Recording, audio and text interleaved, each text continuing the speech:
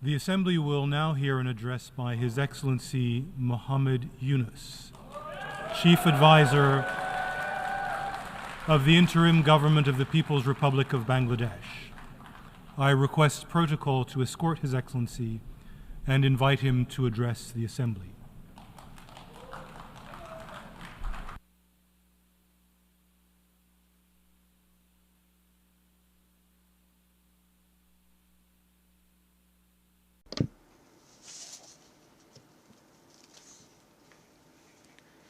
Bismillahirrahmanirrahim. Mr. President,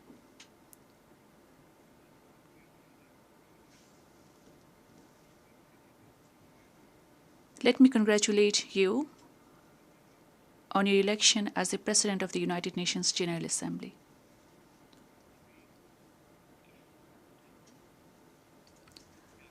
I would like to assure you of Bangladesh delegation's full cooperation throughout the session.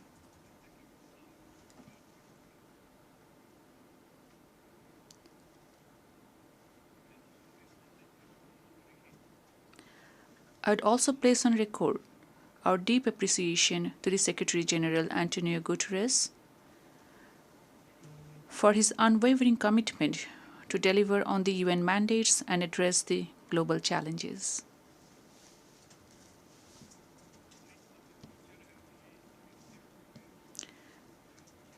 I particularly applaud his vision in convening the Summit of the Future.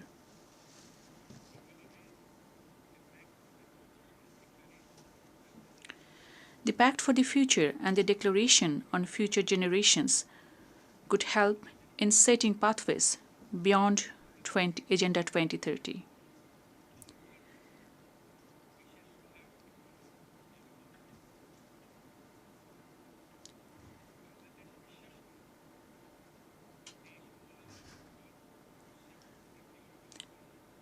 Bangladesh believes that the summit's outcome will serve as a guiding framework in materializing our shared aspirations and rethinking collaboration for posterity.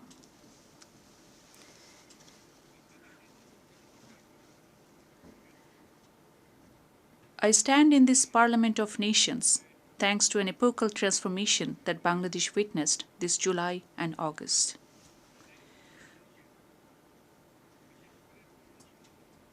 The power of the ordinary people, in particular our youth, presented to our nation an opportunity to overhaul many of our systems and institutions.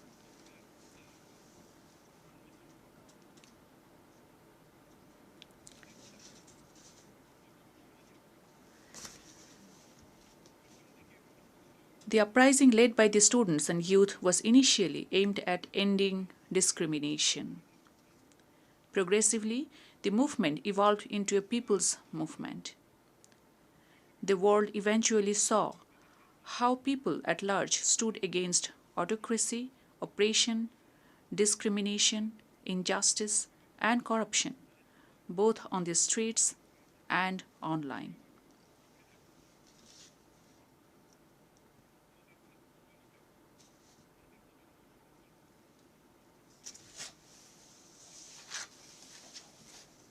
Our people, particularly youth, gained us independence from an autocratic and undemocratic regime with an exceptional resolve and capability.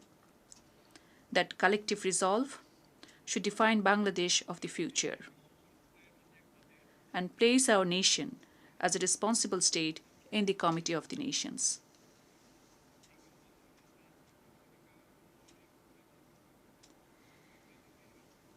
This was indeed a movement that primarily brought together people who were long left in politics and development, who asked prosperity to be shared, to be inclusive. The people aspired for a just, inclusive, and functioning democracy for which our new generations made supreme sacrifice.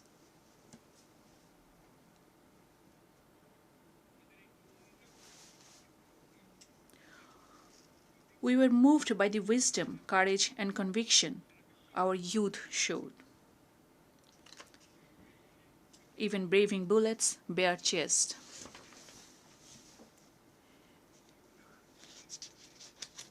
young girls were fiercely vocal against the illegitimate state power.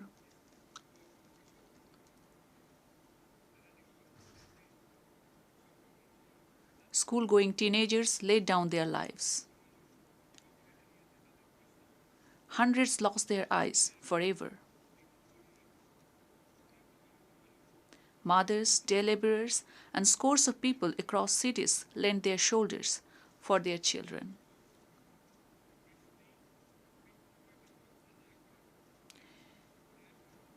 Defying sweat, rain, and fear of death, they defeated all the evil designs and machinations of few who manipulated the state machinery against truth and just aspirations of people for years.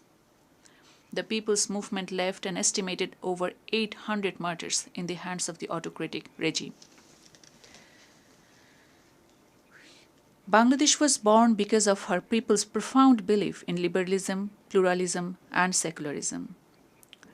Decades later, our Generation Z is making us revisit and reimagine the very values that our people stood for back in 1971, as our people also did in 1952 to defend our mother language, Bangla.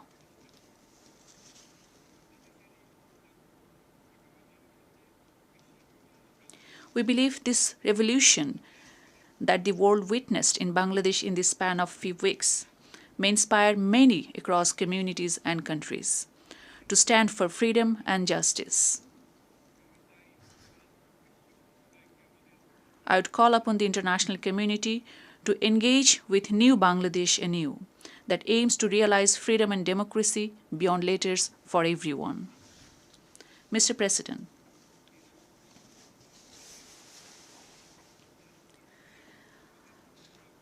our youth and people together entrusted me and my colleagues in the Council with enormous responsibilities to reconstruct a decaying state apparatus.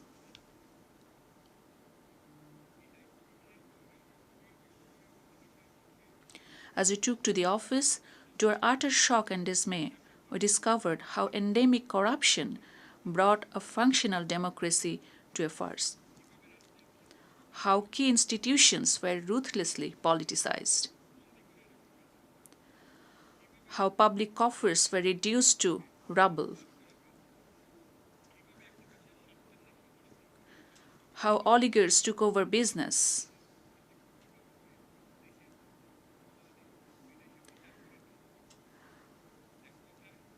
How chosen few concentrated wealth in their hands and amassed and laundered wealth out of Bangladesh. In all, justice, ethics, and morality almost at every level reached a low.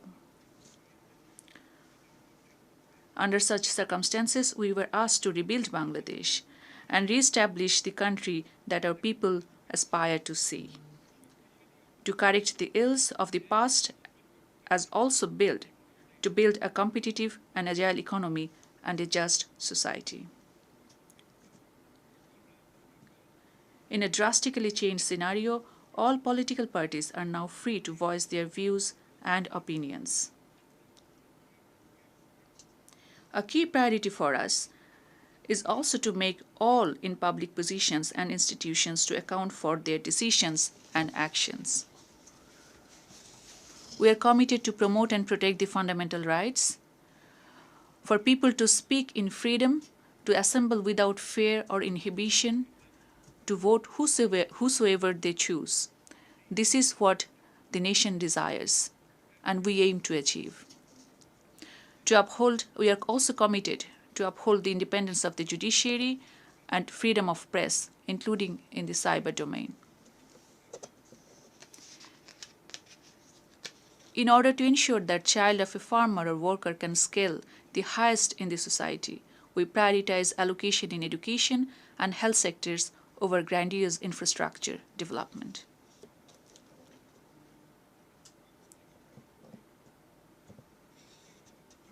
We also aim at ensuring good governance across all sectors. I wish to assure that our government shall adhere to all international, regional, and bilateral instruments that Bangladesh is party to. Bangladesh will continue to remain an active proponent of multilateralism with the UN at the core. Bangladesh is open to nurture friendly relations with all countries based on mutual respect, upholding our dignity and pride and shared interests. Mr. President, in the last 7 weeks, the government has initiated several actions. At our request, the UN High Commissioner for Human Rights has dispatched a fact-finding mission to investigate into the gross human rights violations during the People's Movement and to suggest for sustainable course correction. That mission has already started work on the ground in Bangladesh. I wish to register my deep appreciation to the High Commissioner, Volker Turk. We have acceded to the International Convention for Protection of All Persons from Enforced Disappearance within 2 weeks in office.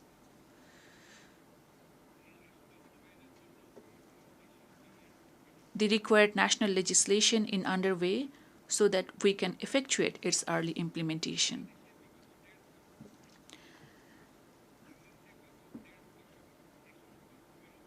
An inquiry commission has started investigating into all the cases of enforced disappearances reported during the past decade and a half.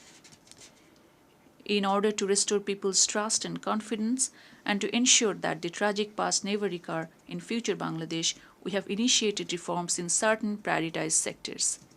In that direction, we launched independent commissions to reform electoral system, constitution, judicial reform, civil administration, law and order sectors.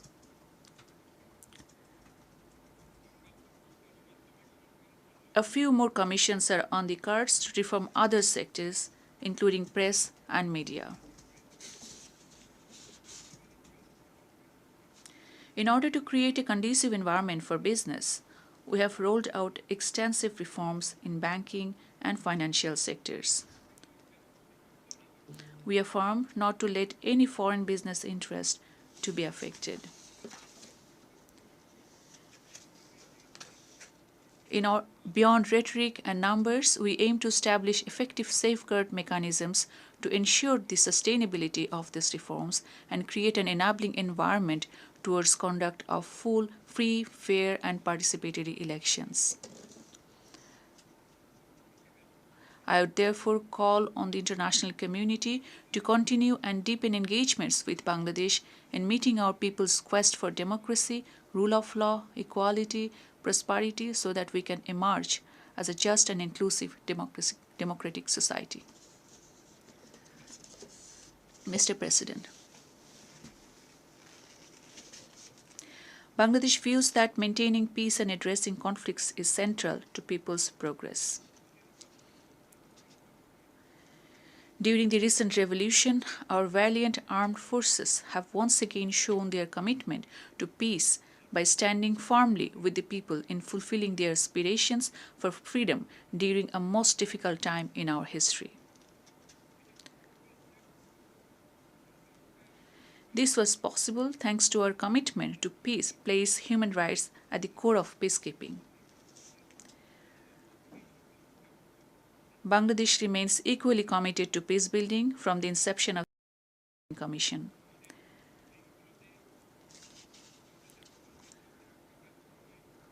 We look forward to promoting and enhancing Bangladesh's value-driven contributions to the UN peacekeeping operations.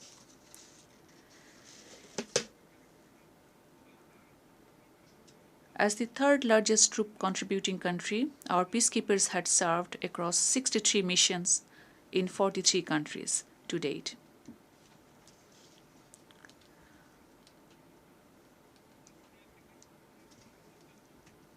"168 Bangladeshi peacekeepers had laid their lives from Bosnia to Congo.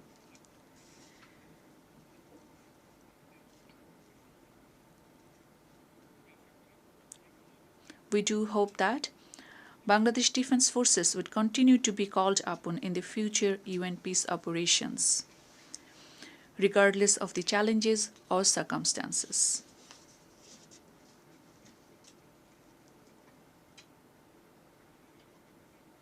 Mr. President, in our shared habitat, this world, many of the global priorities need to be set right. Climate change poses existential threat to all of us. The record-breaking heat wave this summer starkly reminded the world of the climate-induced challenges. What we need is climate justice, so that the irresponsible choices or indifferent actions or harms caused are accounted for.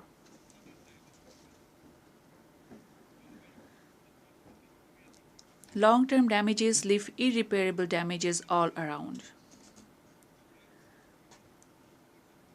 We are losing biodiversity, changing pathogens leading to newer diseases. Farming is under stress, shrinking water threatening habitat. Rising sea level and salinity decimating ecosystems. The damages in terms of rising intensity and frequency of cyclones or floods can hardly be ignored. The climate risks are faced far deeper by our small farmers and artisanal livelihood holders. As I speak, over 5 million people witnessed a most devastating flood in their living memory in eastern Bangladesh. Yet Secretary General Guterres showed that under the current trajectory, the world is heading for a plus 2.7 degrees centigrade scenario.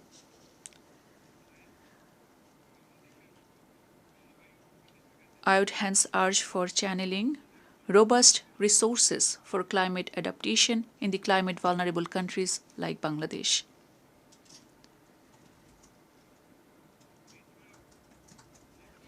It is moreover crucial to operationalize loss and damage fund by leveraging innovative solutions and additional finance. We equally need access to technologies and increased capacity. To be specific, we need access to life-saving technologies, particularly in agriculture, water, or public health, where a trickle of modest solutions or innovations can save millions of vulnerable population. Tackling climate crisis has to go hand in hand in getting global economy in order as well. The world is increasingly focused on decarbonization. In order for such a shift to be beneficial to majority of global population, the transformative vision of a net zero world has to redeem for countries like Bangladesh. Else, we risk falling short on our pledge to shared prosperity through shared responsibility.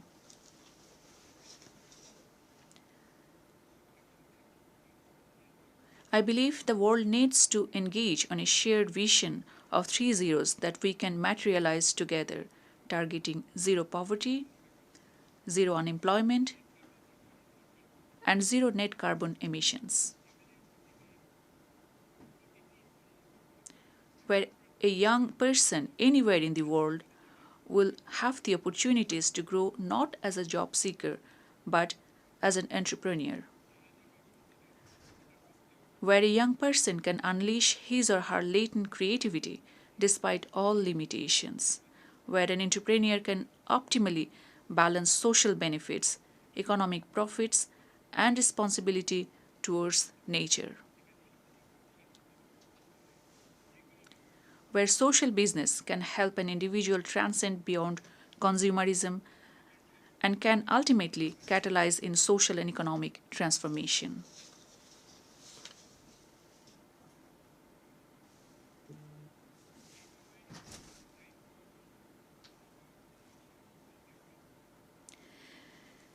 Time demands new attitudes, new values, new compacts across communities and countries, across developed and developing countries alike, across all actors and stakeholders. If we are to realize such course correction in full, the United Nations, national and local governments, non-governmental organizations, business, philanthropies have to work together. If we accept and accommodate social business within existing economic structures, we can bring meaningful changes in the lives of bottom half of population. If we can realistically position social business, we can stem much of climate insensitive distortions within the existing market economy. I would like to invite the attention of the Secretary General Antonio Guterres on that score. Mr. President, in a world of polycrisis, wars and conflicts are leading to erosion of rights and widespread abuses. The genocide in Gaza continues unabated despite global concerns and condemnation.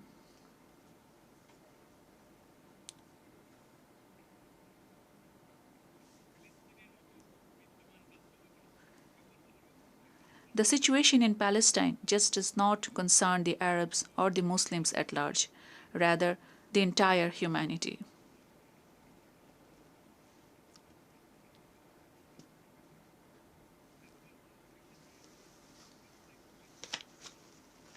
Palestinians are no expendable people.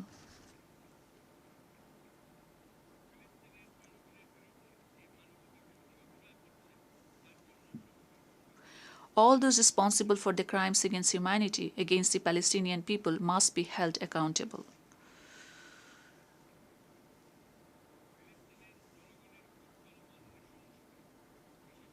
Bangladesh calls for an immediate and complete ceasefire to protect the Palestinian people from the brutalities, particularly against the children and women.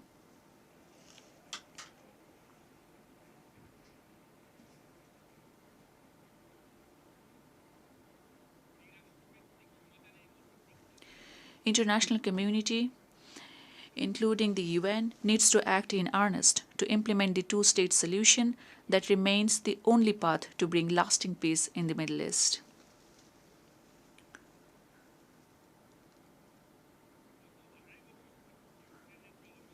The 2.5-year-long war in Ukraine has claimed far too many lives. The war has impacted far and wide, even lending deeper economic implications in Bangladesh. We would urge both sides to pursue dialogue to resolve the differences and end the war.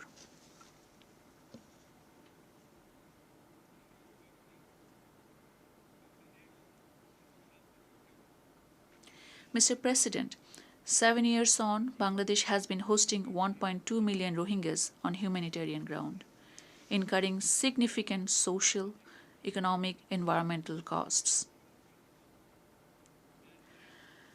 The protracted crisis in Myanmar also poses growing risks with national and regional security implications for Bangladesh, both in traditional and non-traditional terms.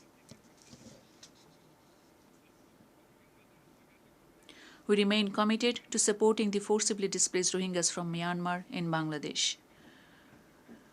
We need continued support of the international community towards the Rohingyas in carrying out the humanitarian operations and their sustainable repatriation.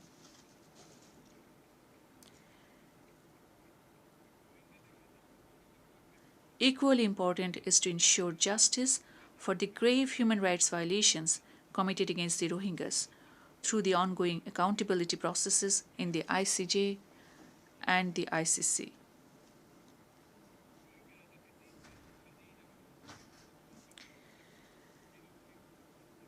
We recognize and appreciate the efforts of the Secretary General and the United Nations system in creating a conducive environment for Rohingyas so that they can lead a free and dignified life.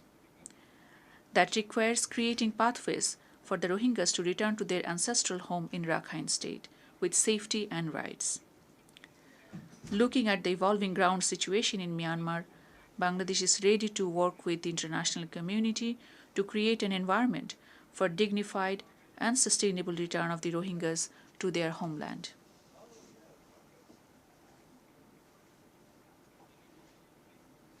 Mr. President,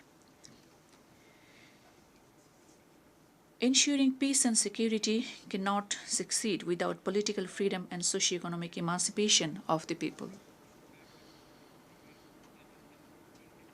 Around a decade back, the world unanimously adopted the Agenda 2030. We reposed our collective hope and trust in the universal set of goals. Yet, overall, 17% of the SDG targets are on track to be achieved by 2030. Clearly, many developing countries risk to be left behind. Every year, developing countries face a significant SDG financing gap estimated between 2.5 to 4 trillion US dollars. High debt burdens, shrinking fiscal space, and adverse impacts of climate change put countries like Bangladesh at greater risk. We look forward to the fourth International Conference on Financing for Development to deliver on addressing the complex and systemic challenges.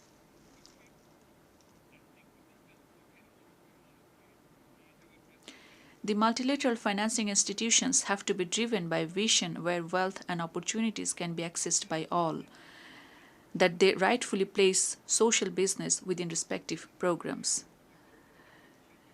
that they duly address the circumstances in the low-income countries, that they promote entrepreneurship and encourage creativity of individuals, that they support the dispossessed.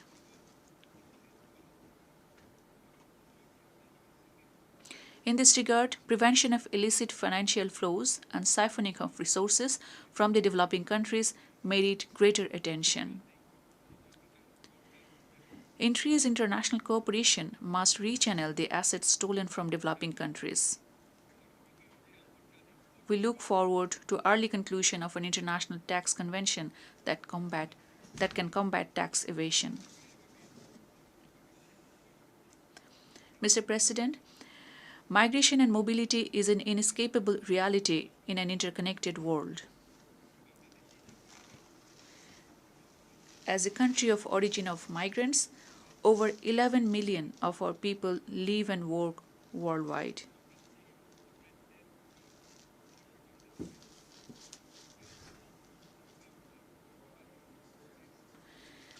In order for migration to be beneficial for all, we have to create pathways for safe, orderly, regular, and responsible migration and mobility of people. The international community has to ensure full respect for human rights and end inhuman treatment of migrants, regardless of their migration status. While Bangladesh remains committed to the full implementation of the Global Compact on Migration, our government is also committed to curb unsafe migration.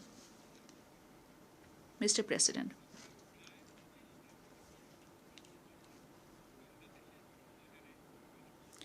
every year nearly 2.5 million Bangladeshis enter our labor market.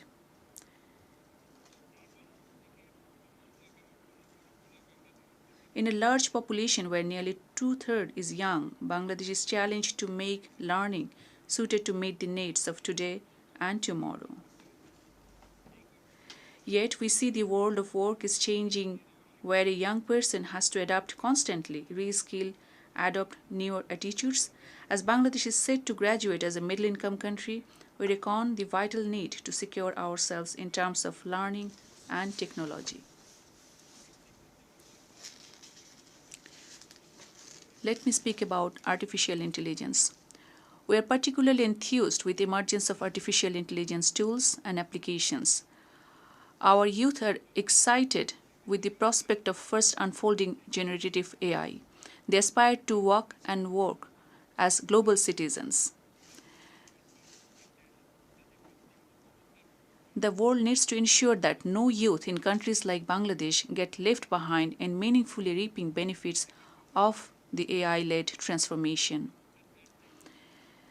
The world simultaneously needs to ensure that the development of artificial intelligence does not diminish the scope or demand for human labor.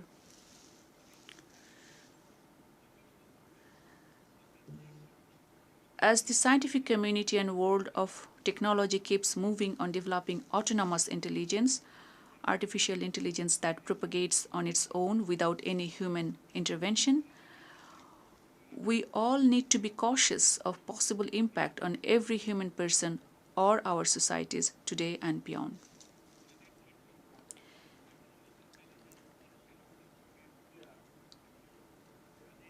We believe that autonomous intelligence, if not, unless autonomous intelligence develops in a responsible manner, it can pose existential threat to human existence.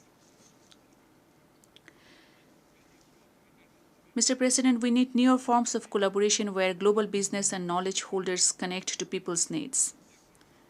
International cooperation should create space for developing countries in ways that can bring transformative applications or solutions for jobs, endemic socioeconomic challenges, or livelihoods. Uniting our efforts, capacities, and resources is increasingly crucial for us to leverage collective strengths, innovate, and foster growth. The challenges we face in economic development, climate resilience, or social development have to be addressed with common endeavors. In that context, South-South and triangular cooperation can help us given our unique social and economic circumstances. It is also a growing necessity for the Global South to make our voices heard. In shaping and steering the global agenda, the Global South merits equal space and focus.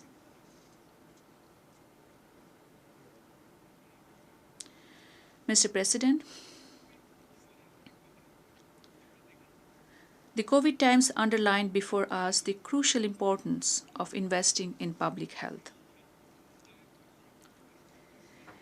In the WHO, as Bangladesh leads the negotiations on global pandemic treaty, we urge for convergence on the key provisions of adequate international cooperation, financing public health systems, technology transfer, research and development, diversification of production of medical diagnostics, vaccines, and therapeutics. We also to declare vaccines a global public good that is free from the rigors of intellectual property. These are also crucial for combating the scourges of non-communicable disease. Mr. President, this year we celebrate the Golden Jubilee of Bangladesh's partnership with the United Nations. It has been a shared journey of mutual learning in our modest ways. Bangladesh contributed towards promoting global peace and security, justice, equality, human rights, social progress, and prosperity, and indeed in building a rules-based international order.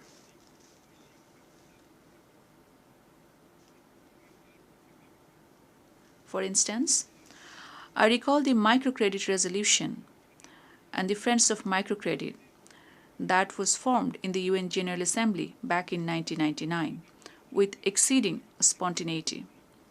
The United Nations declared 2005 as the year of microcredit. That resulted in global reach of microcredit. The Annual General Assembly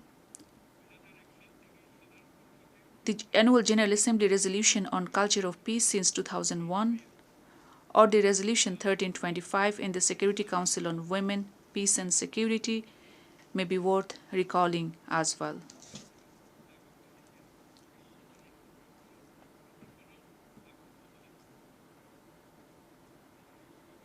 Mr. President,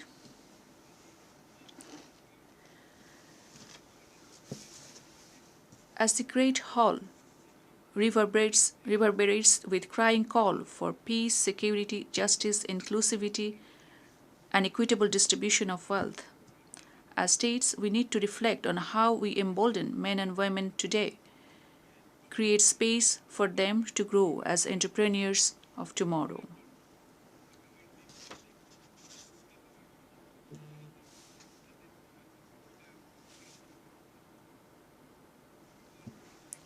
The world has more than enough of capacity, resources, and solutions.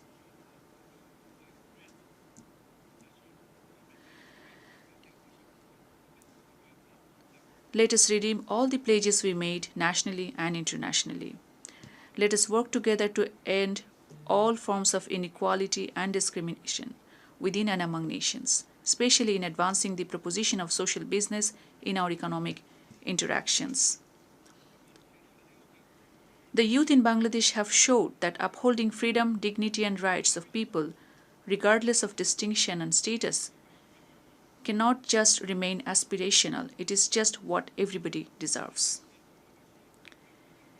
In this Assembly of Nations, Bangladesh should assure that we would and continue to deliver our bid at international, regional, and national levels in securing peace, prosperity, justice for everyone. I thank you for your attention. Thank you.